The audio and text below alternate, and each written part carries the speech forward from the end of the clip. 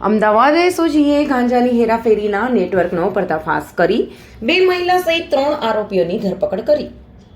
અમદાવાદ એસઓજીની ટીમે પેટ્રોલિંગ દરમિયાન ગાંજાની હેરાફેરી કરતી ટોળકીનો પર્દાફાશ કરી સોની પઠાણ, સગુફા બાનુ પઠાણ અને રફીક શેખની ધરપકડ કરી.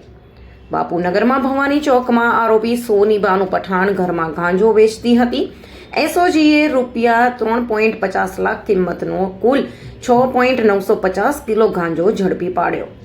સમગ્ર ગાંજાના નેટવર્કનો મુખ્ય આરોપી અબ્દુલ કાદિર ઉર્ફે બાબુ પઠાણ છે.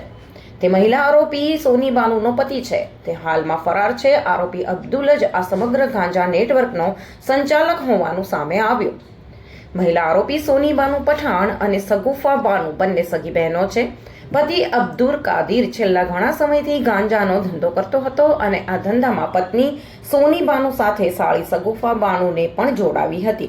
જ્યારે આરોપી રફીક શેખને ગાંજાની સપ્લાય અને વેચાણ માટે રાખવામાં આવ્યો હતો, જ્યારે સોની અને સગુફા બાનુ પઠાણ ઘરમાં જ ગાંજાને સ્ટોર કરતા હતા.